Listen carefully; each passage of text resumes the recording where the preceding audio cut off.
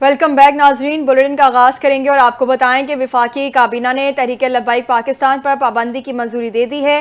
وزیر اعظم شہباز شریف کی زیر صدارت وفاقی کابینہ کا اجلاس ہوا جس میں ٹی ایل پی پر پابندی کی منظوری دی گئی ہے۔ ذرائع کے مطابق کابینہ نے ضابطے کی کارروائی کے لیے وفاقی وزارت داخلہ کو احکامات جاری کر دیے ہیں۔ پنجاب حکومت کی جانب سے ایک ہفتہ قبل ٹی ایل پی پر پابندی کا ریفرنس وزارت داخلہ کو بھیجا گیا تھا۔ آج ہونے والے وفاقی کابینہ کے اجلاس میں وزارت داخلہ نے سمری کابینہ کو بھجوائی جس میں ٹی ایل پی پر پابندی انسداد دہشت گردی ایکٹ کی سیکشن 11B1 کے تحت تجویز کی گئی ہے۔ سمری میں کہا گیا کہ ٹی ایل پی پر نفرت انگیز تقاریر کرنے پر پابندی عائد کی جائے۔ ٹی ایل پی فرقہ وارانہ انتہا پسندی اور تشدد میں ملوث ہے۔ ٹی ایل پی بین الاقوامی تعلقات خراب کرنے کا باعث بنی۔ چارج شیٹ میں کہا گیا کہ ٹی ایل پی اقلیتوں کے خلاف تشدد میں ملوث ہے۔ ٹی ایل پی ہجوم کے تشدد میں ملوث ہے۔ ٹی ایل پی نے نجی اور سرکاری املاک کو نقصان پہنچایا۔ ٹی ایل پی ہتھیار سازی میں ملوث ہے۔ ٹی ایل پی نے محرم میں شیخو پورہ اور میاں والی میں فرقہ وارانہ تشدد کیا۔ 70 لوگ زخمی اور 5 جاں بحق ہوئے۔ چارج شیٹ کے مطابق ٹی ایل پی کے حالیہ مظاہروں میں 6 افراد زخمی ہوئے، ایک پولیس اہلکار شہید ہوا۔ ٹی ایل پی مظاہروں میں 47 پولیس اہلکار زخمی ہوئے، بعض اہلکار عمر بھر کے لیے معذور ہو گئے۔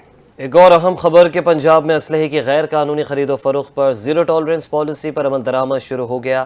محکمہ داخلہ پنجاب کی جانب سے 28 اسلحہ ڈیلرز کے لائسنس منسوخ کر دیے گئے۔ ترجمان کے مطابق محکمہ داخلہ پنجاب کی جوڈیشل ونگ نے جعلی ڈیلرز کی دکانیں سیل اور ایف آئی آرز درج کر لی۔ پنجاب میں 511 اسلحہ ڈیلرز کے لائسنس کی توثیق کے لیے درخواست دی، جن کی مکمل اسکروٹنی کے بعد 393 اسلحہ ڈیلرز کے لائسنس کی تصدیق کر دی گئی ہے اور انہیں گرین سرٹیفکیٹ جاری کر دیے گئے۔ محکمہ داخلہ میں 90 اسلحہ ڈیلرز کے کاغذات کی اسکروٹنی جاری، جن میں سے 44 اسلحہ ڈیلرز کی سماعت مکمل ہو گئی جبکہ 46 کی سماعت جلد مکمل کر لی جائے گی۔ ترجمان محکمہ داخلہ پنجاب نے بتایا کہ شفاف منصفانہ طریقہ کار کے تحت تمام کیسز کی جانچ پڑتال کی جا رہی ہے۔ پنجاب میں 10,12,454 افراد کے پاس انفرادی اسلحہ لائسنس موجود ہے۔ صوبہ پنجاب میں سیکیورٹی کمپنیوں کے لیے 37,918 اسلحہ لائسنس جاری کیے گئے جبکہ مختلف اداروں کے نام پر رجسٹرڈ اسلحہ لائسنس کی تعداد 42,272 ہے۔ ترجمان کے مطابق پنجاب میں مجموعی طور پر اسلحہ لائسنس کی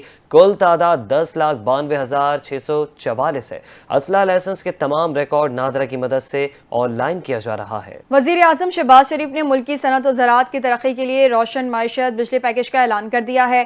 صنعتی اور زرعی شعبے کے ماہرین و کاروباری برادری کے وفد سے ملاقات کی۔ پیکیج کے تحت صنعتوں اور کسانوں کو آئندہ 3 سالوں میں رعایتی قیمت پر اضافی بجلی فراہم کی جائے گی۔ وزیر اعظم نے کہا کہ صنعتی شعبے کو 34 روپے اور زرعی شعبے کو 38 روپے پر ملنے والے یونٹس کی قیمت کو خاطر خواہ کم کر کے اضافی یونٹس فراہم کیے جائیں گے۔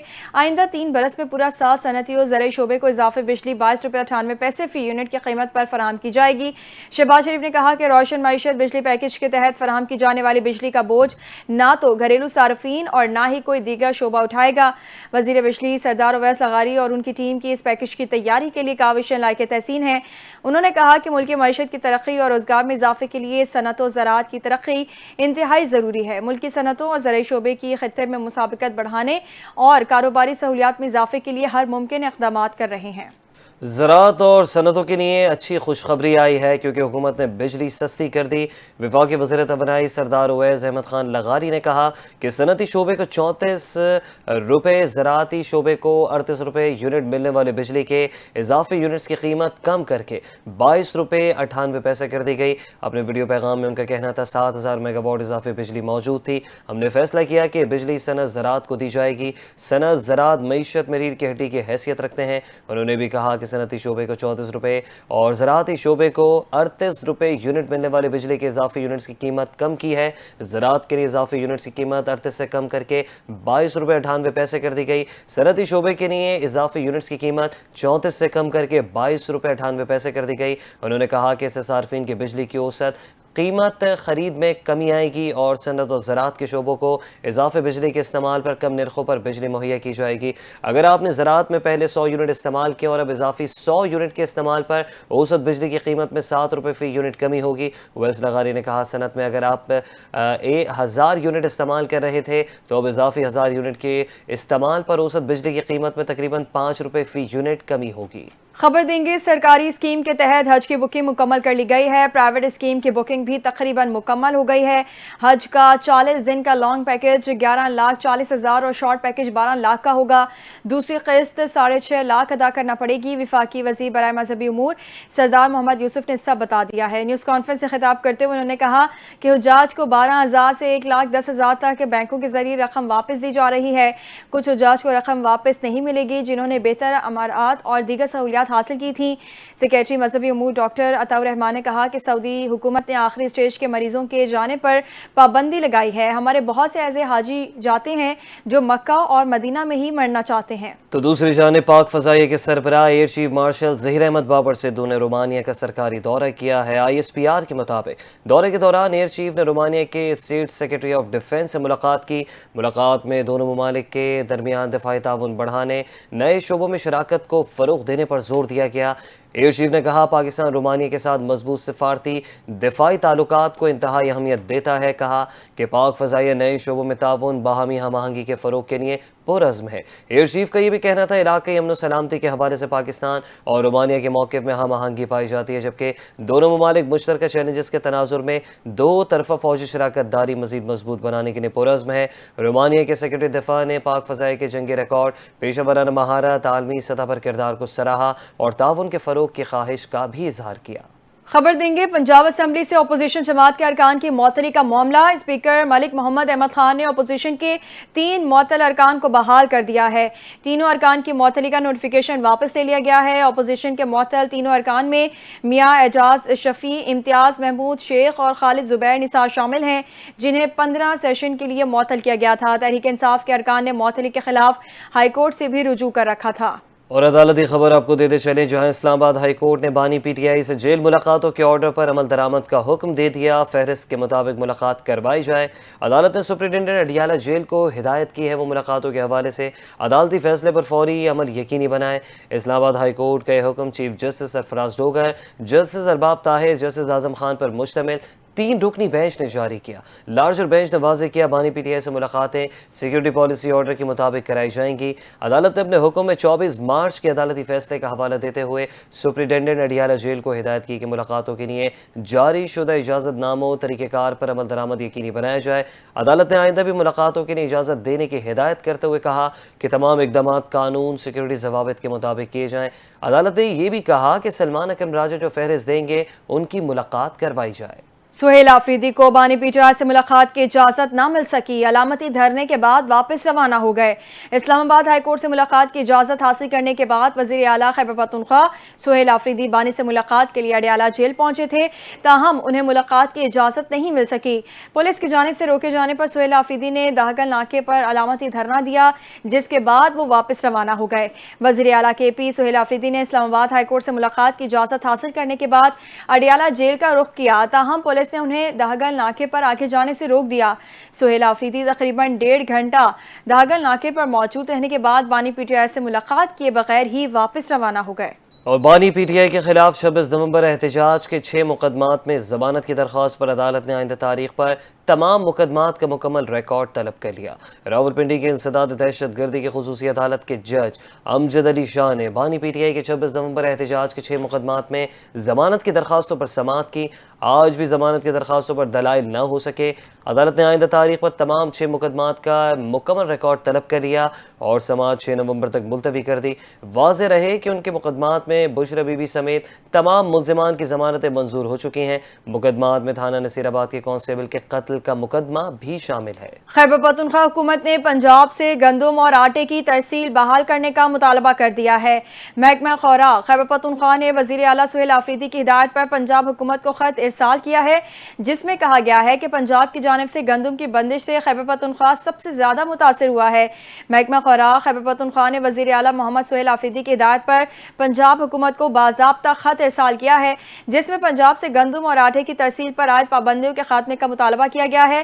خط میں موقف اختیار کیا گیا ہے کہ پنجاب حکومت کی جانب سے گندم کی بندش سے KP سب سے زیادہ متاثر ہوا اور ترسیل میں رکاوٹوں کے باعث صوبے میں آٹے کی فراہمی متاثر ہو رہی ہے۔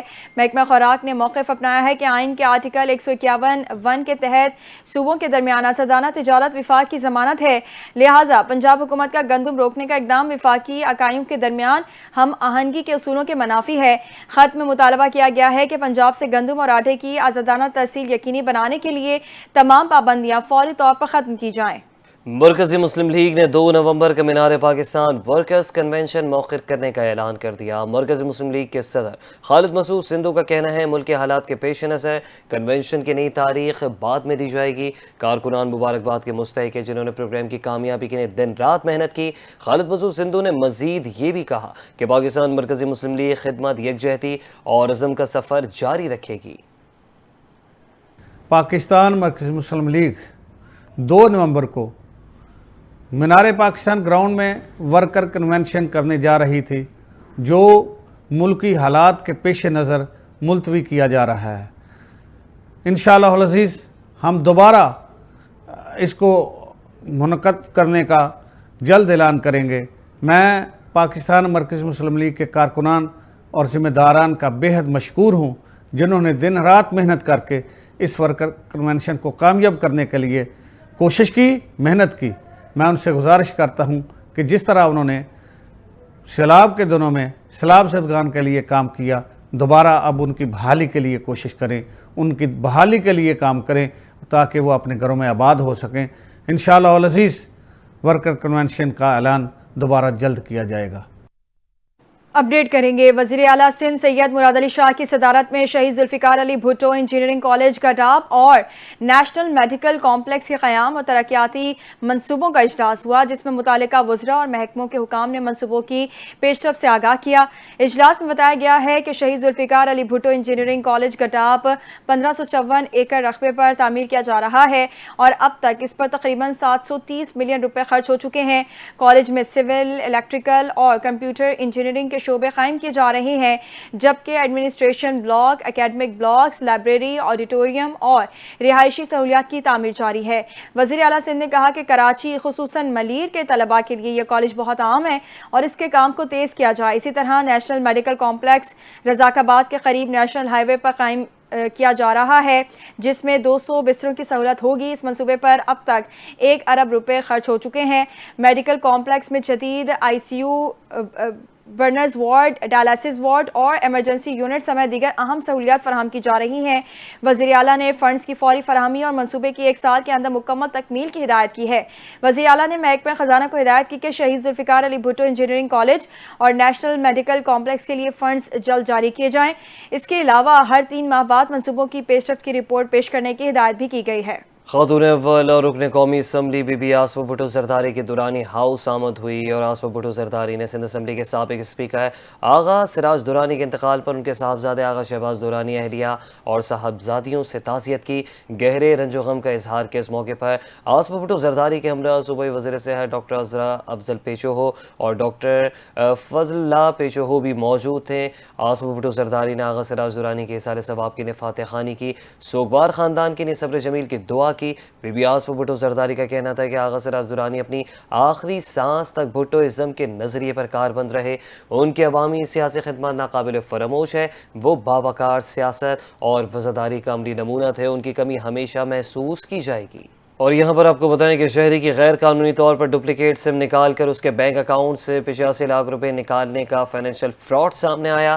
National cyber crime investigation agency کو شہری سنی کمار نے شکایت درج کروائی تھی، جس پر NCCIA نے انکوائری کی۔ شکایت گزار کے مطابق 29 ستمبر 2025 کو 7 سے 8 بجے کے درمیان وہ کراچی میں موجود تھا کہ اچانک اس کے سم کارڈ نے کام کرنا چھوڑ دیا، جس پر وہ اگلے روز 30 ستمبر کو کراچی میں واقع موبائل کمپنی کے بزنس سینٹر گیا، جہاں اسے بتایا گیا کہ اس کے نام پر پر موجود سم کی ڈپلیکیٹ سم حیدرآباد میں بغیر اس کی بایومیٹرک شناختی نکلوائی گئی، جبکہ یہی سم نمبر اس کے بینک اکاؤنٹ سے بھی لنک تھا۔ شہری نے بتایا کہ جب اس نے اپنا بینک اکاؤنٹ چیک کیا تو معلوم ہوا کہ غیر قانونی طور پر فراڈ کے ذریعے اس کے بینک اکاؤنٹ سے ایک رات میں 100 ٹرانزیکشنز کے ذریعے 85 لاکھ روپے کی رقم نکال کر متعدد مختلف اکاؤنٹس میں ٹرانسفر کی گئی ہے۔ اسلام آباد پولیس کے ایس پی نے مبینہ طور پر خود کو گولی مار کر خودکشی کر لی۔ پولیس ذرائع کے مطابق ایس پی عدیل اکبر نے گن مین سے بندوق چھین کر خود کو گولی ماری۔ پولیس ذرائع کا کہنا ہے کہ ایس پی عدیل اکبر کو زخمی حالت میں پمز اسپتال منتقل کیا گیا، تاہم وہ جانور نہ ہو سکے۔ عدیل اکبر اسلام آباد پولیس میں بطور ایس پی انڈسٹریل ایریا خدمات سر انجام دے رہے تھے۔ اس واقعے سے کچھ دیر قبل ہی وہ حاجی کیمپ میں سیکیورٹی صورتحال کا جائزہ لے رہے تھے۔ اسلام آباد پولیس کی جانب سے ایکس پر ایک پوسٹ کی گئی تھی اور ان کی تصاویر بھی جاری کی گئی تھیں۔ پوسٹ کے مطابق ایس پی عدیل اکبر نے حاجی کیمپ کا دورہ کیا اور ڈیوٹی پر مامور افسران سے ملاقات کی، سیکیورٹی انتظامات کا جائزہ لیا اور ڈیوٹی پر الرٹ رہنے کی ہدایات جاری کی۔ پاکستان پیپلز پارٹی کے یو سی چیئرمین عامر بھٹو قتل کیس میں ایک اور اہم پیش رفت، عدالت نے ملزم شہباز کی درخواست ضمانت منظور کر لی۔ عدالت نے حکم دیا کہ ملزم 2 لاکھ روپے کی ضمانتی مچل کے جمع کروائے۔ دوران سماعت وکیل صفائی نے موقف اختیار کیا کہ ملزم شہباز کا قتل کیس سے کوئی تعلق نہیں، مدعی کے بیان میں بھی ملزم کا نام شامل نہیں۔ وکیل صفائی نے مزید کہا شریک ملزم حاجی جمیل ضیاء کو بھی عدالت پہلے ہی ضمانت دے چکی، جبکہ شہباز کو صرف حاجی جمیل ضیاء کا پی اے ہونے کی بنیاد پر گرفتار کیا گیا۔ پولیس کے مطابق ملزمان کے خلاف مقدمہ تھانہ پاکستان بازار میں درج ہے۔ کراچی کا علاقہ بنگوریا ٹاؤن آج بھی بنیادی سہولیات سے محروم ہے۔ علاقے کے مکین پچھلے 15 روز سے میٹھے پانی کی بندش کا سامنا کر رہے ہیں، جس سے روزمرہ زندگی بری طرح متاثر ہو رہی ہے۔ شہریوں کا کہنا ہے کہ بارہا شکایات کے باوجود انتظامیہ کی جانب سے کوئی عملی اقدام نہیں کیا گیا۔ مزید تفصیلات جانتے ہیں اپنے نمائندے عارف حبیب سے۔ جی عارف، آگاہ کیجیے گا۔ میں اس وقت موجود ہوں کراچی کے علاقہ عزیز آباد بنگوریا ٹاؤن میں، جہاں پر گزشتہ 15 روز سے زائد کا عرصہ گزر گیا، لیکن میٹھے پانی کی فراہمی یہاں پر معطل ہے۔ علاقہ عوام جو ہے پانی کی عدم فراہمی کی وجہ سے صحیح مشکلات کا شکار ہے۔ ہمارے ساتھ موجود ہیں یہاں کے ایک علاقہ مکی، ان سے بات کرتے ہیں۔ یہ بتائیے گا کہ کراچی میں بالخصوص پانی کا بحران تو دیکھنے میں آیا، لیکن اس علاقے میں بھی پانی روٹین کے مطابق تھا، تو کیا وجہ ہے، کیوں نہیں پانی پہنچ پا رہا ہے یہاں؟ تقریباً 15-20 دن ہو گئے ہیں جو یہ پانی کا مسئلہ شروع ہوا ہے۔ ویسے تو آ رہا تھا پانی، لیکن یہ 15-20 دن سے جو ہے بالکل پانی نہیں آ رہا۔ مجبوراً ہمیں ٹنکیاں اور ٹینکر خریدنے پڑ رہے ہیں، جس کی وجہ سے ہمارے گھر کا بجٹ بھی بالکل آؤٹ ہو گیا ہے اور بہت مشکلات کا شکار ہیں۔ لیکن کوئی واٹر بورڈ کی طرف سے کسی قسم کا کوئی احکامات، کوئی اس میں کوئی عمل درآمد کچھ نہیں نظر آ رہا۔ اچھا یہ بتائیں کہ واٹر بورڈ میں آپ لوگوں نے درخواست جمع کرائی، شکایت درج کرائی کہ پانی کی عدم فراہمی کی وجہ سے؟ جی بالکل، شکایت بھی درج کرائی ہیں، درخواست بھی جمع کرائی ہے، لیکن کوئی اس پہ عمل درآمد نہیں کر رہے ہیں، کچھ نہیں کر رہے، بس پانی سے محروم بیٹھے ہوئے ہم لوگ بالکل۔ جی بالکل، جو علاقہ مکین تھے ان سے ہماری بات ہوئی، ان کا یہی کہنا تھا کہ گزشتہ 15 روز سے زائد کا وقت گزر چکا ہے، لیکن اب تک پانی کی جو فراہمی ہے وہ علاقے میں معطل، اس کی وجہ سے شدید مشکلات کا شکار ہے۔ انہوں نے ایم ڈی واٹر بورڈ سمیت دیگر اعلیٰ حکام سے اپیل کی ہے کہ فی الفور جو پانی کی جو فراہمی ہے اس کو مستقل بناتے ہوئے فراہمی کو جاری کیا جائے۔ نیوز اسٹوڈیو سے فی الحال اتنا ہی۔ مزید خبروں کے لیے دیکھتے رہیے NTN نیوز۔